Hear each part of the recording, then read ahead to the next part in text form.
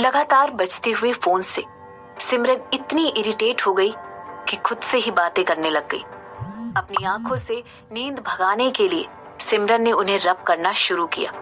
इसके बाद उसने अपनी लिफ्ट में लगी वॉल क्लॉक की तरफ देखा और हड़बड़ाहट में अपना फोन उठाया। आखिर इतनी रात के 2 बजे किसकी इतनी हिम्मत हो गई कि सिमरन को कॉल करे। कॉल रिसीव करते ही दूसरी तरफ से आवाज आती है, मिस सिमी? हाँ जी, बोल रही हूँ। आप कौन बोल रही हैं? ऐसा बोलते हुए सिमरन का चेहरा सीरियस हो गया। इस समय ये किसका कॉल था जो कि उसे उसके बचपन के नाम से बुला रहा था, जबकि उसने तो बहुत पहले ही अपना नाम बदल दिया था। मैं सेजल बोल रही हूँ। मैं आपकी फैमिली लॉयर हूँ। कपूर खानदान की सारी इश्यूज मैं ही देखती हूँ। मैंने आपको ये बताने के लिए कॉल किया है कि आपकी दादी मिसेस सारिका कपूर आज सुबह 7:30 बजे ही चल बसी। उनकी आखिरी इच्छा के अनुसार। लॉयर के मुंह से ऐसा सुनते ही सिमरन के कानों में उसके शब्द गूंजने लगे। उसे ऐसा लगा मानो उसका पूरा शरीर कांप रहा हो। वो एक गहरे सदमे में चली गई थी। अपनी दादी की मरने की खबर सुनकर सिमरन को कुछ समझ ही नहीं आ रहा था। उसका माइंड पूरी तरह से ब्लैंक हो गया था और उसके आंसू रुकने का नाम ही नहीं ले रहे थे। उसके दिमाग में अपनी दादी की स्माइल करती हुई तस्वीर घूमने लग गई और धीरे धीरे वो तस्वीर जैसे टुकड़ों में टूटकर बिखरती हुई सी नजर आ रही थी। उसे अपनी दादी के साथ गुजारा पुराना समय याद आने लगा, जैसे वो कह रही हो, सिमरन ये देखो मेरी माँ का नेकलेस है, इसे पहनकर देखो, ये तुम पर बहुत अच्छा लगेगा। सिमरन मुझे वो आदमी बिल्कुल पसंद नहीं, लेकिन क्योंकि तुम खुश हो तो मैं इस शादी के लिए राजी हूँ। मैं बस इतना चाहती हूँ कि तुम अपनी लाइफ में हमेशा खुश रहो। सिमरन, क्या आज तुम मेरे साथ अपने दादाजी की कब्र तक चलोगी? न जाने क्यों आज उनकी बहुत याद आ रही है। सिमरन मेरे बच्चे, मुझे पता है तुमने अपनी लाइफ में बहुत कुछ सहा है। अपनी शादी के बाद तुम ये जगह छोड़ देना और तुम इस कपूर खानदान में कभी वापस मत आना। मैं बस इतना चाहती हूँ कि तुम्हारा होने वाला हस्बैंड तुम्हें ढेर सारी खुशियां दे। अरे मेरी प्यारी बच्ची, तुम रो क्यों रही हो? मैं अब बूढ़ी हो गई हूँ, अब किसी भी वक्त मेरा बुलावा आ सकता है, मगर तुम्हारे लिए जरूरी बात यह है कि तुम जल्द से जल्द इस मनु जगह को छोड़कर चली जाओ। मैं बस यही चाहती हूँ कि तुम्हारा पति तुम्हें दुनिया की सारी खुशियां ला कर दे। जरा अपनी तरफ तो देखो, आज तुम्हारी शादी है और तुम रो रही हो। तुम्हारे होने वाले हस्बैंड को क्या लगेगा कि तुम्हारी दादी माँ ने तुम्हें जोर से डांट लगाई है। जाओ जाओ, वो तुम्हारा इंतजार कर रहा होगा और याद रखना, मैं यहाँ पर तुम्हारे लिए हमेशा रहूंगी। सिमरन अपने ही ख्यालों में डूबी हुई अपनी दादी के साथ बिताए हुए लम्हे याद कर रही थी कि तभी उसे आवाज आई, मिस सिमी। ऐसा लग रहा था कि लॉयर की आवाज से सिमरन एक गहरी नींद से जाग गई हो। होश में आते हुए सिमरन ने कहा, हाँ, मैं आपसे ये पूछना चाह रही थी कि क्या आप अपनी दादी की वसीयत पढ़े जाने के लिए यहाँ आ पाएंगी? आपकी दादी की विल आज से ठीक 1 हफ्ते बाद पढ़ी जाएगी और ऐसा करते वक्त आपका वहां होना बेहद जरूरी है। दरअसल आपकी दादी की आखिरी इच्छा थी कि अगर आप विल पढ़ते समय वहां मौजूद नहीं रही तो।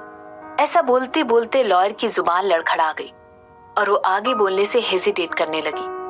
फिर लॉयर ने खुद को कंट्रोल करते हुए कहा, अगर आप नहीं आई तो आपकी स्वर्गवासी दादी की सारी संपत्ति, उनकी सारी जायदाद अलग अलग चैरिटीज को दान कर दी जाएगी। लॉयर की बातों को अनसुना करते हुए सिमरन ने उनसे पूछा, माफ कीजिएगा, क्या आप बता सकती हैं कि आपको मेरा नंबर कहां से मिला? सिमरन ने बहुत पहले ही अपना नाम और अपनी आइडेंटिटी दोनों ही चेंज कर ली थी, तो आखिर कपूर खानदान ने इतना सब कुछ करने के बाद भी सिमरन को कैसे ढूंढ निकाला? मिस सिमी, दरअसल आपका कांटेक्ट नंबर आपकी दादी माँ की आखिरी वसीयत के साथ ही अटैच था। उनको आपका नंबर ढूंढने में बहुत साल लग गए। आई होप आप अपनी दादी की इच्छा और एफर्ट्स का मान रखते हुए उनकी वसीयत की रीडिंग के लिए जरूर आएंगी।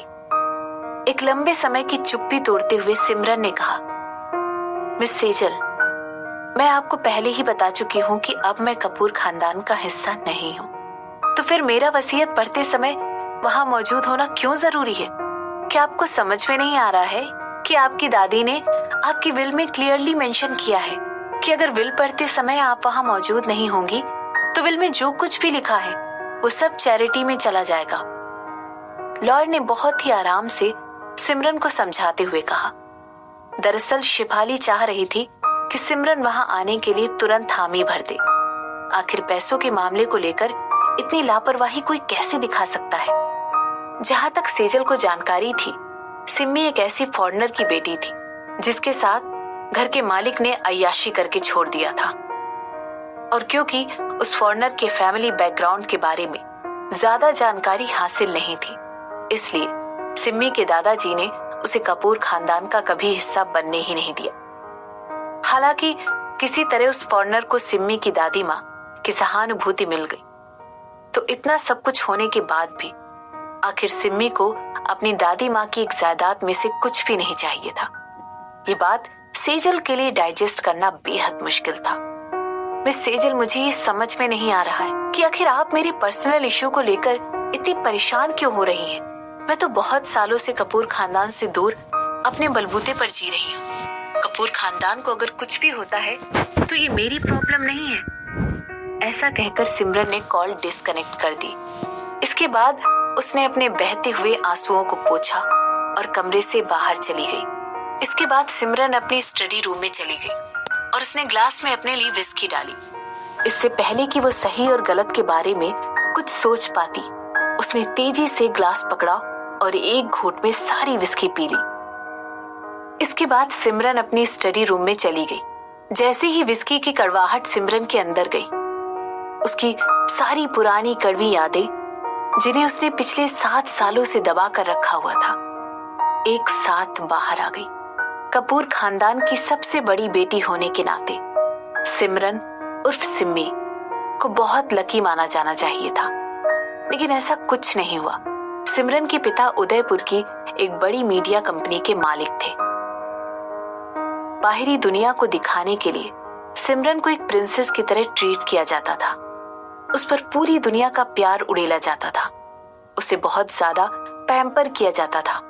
लेकिन कपूर खानदान के बंद दरवाजों के पीछे उसके साथ होने वाले बर्ताव की कड़वी सच्चाई तो सिर्फ सिमरन को ही मालूम थी। और ऐसा इसलिए क्योंकि सिम्मी मिस्टर करण कपूर की जायज औलाद नहीं थी। वो सिर्फ एक फॉरेनर, एक ऐसी औरत की औलाद थी जिसे कपूर खानदान ने कभी भी नहीं अपनाया। हाँ, सिमरन की सौतेली माँ ने उसे बड़े ही प्यार और इज्जत के साथ बड़ा किया था, लेकिन क्या ये वाकई हकीकत थी या सिर्फ सोसाइटी की एक सोच? ये सब सोचते सोचते सिमरन ने अपने लिए विस्की का एक और ग्लास बनाया। उन लोगों ने तो सिमरन को 7 साल पहले ही अपनी जिंदगी से धक्के मारकर बाहर निकाल दिया था। सिमरन इन ख्यालों में डूबी हुई थी कि तभी उसकी आंखों से एक आंसू उसकी मुलायम गालों को छूता हुआ नीचे गिर गया। और तभी उसे अपनी शादी के दिन हुआ सारा तमाशा एक झटके में याद आ गया। किस तरह वो दुल्हन के लाल जोड़े में सजी हुई थी। सिमरन इस दुनिया की सबसे खुश नसीब औरत बनने जा रही थी, लेकिन एक ही झटके में उसने खुद के अलावा बहुत कुछ खो दिया। अपने आप को कोसते हुए सिमरन जोर जोर से हंसने लगी। उन कड़वी यादों को याद करके क्या फायदा? वो यादें अब भी कुछ भी नहीं अच्छा लाएंगी। 7 साल तो गुजर ही चुके हैं, 7 लंबे साल। वो अपने साथ हुए हादसे से रिकवर हो चुकी थी। अब सिमरन वो औरत बन चुकी थी जो निहत्थे ही किसी भी भेड़िए से टकराने की हिम्मत कर सकती थी। बिल्कुल सही, सिमरन कपूर अब वो लड़की नहीं रही थी जिसे आसानी से कोई भी छेड़कर निकल जाए। अब वो एक बड़ी नामी मल्टीनेशनल कंपनी की CEO बन चुकी थी। जैसे जैसे रात बढ़ती गई, सिमरन अपने इमोशंस के आगोश में चली गई। उसके इमोशंस उस पर पूरी तरह से हावी हो चुके थे और अब वो शिकार नहीं थी, बल्कि अब वो शिकारी बन चुकी थी।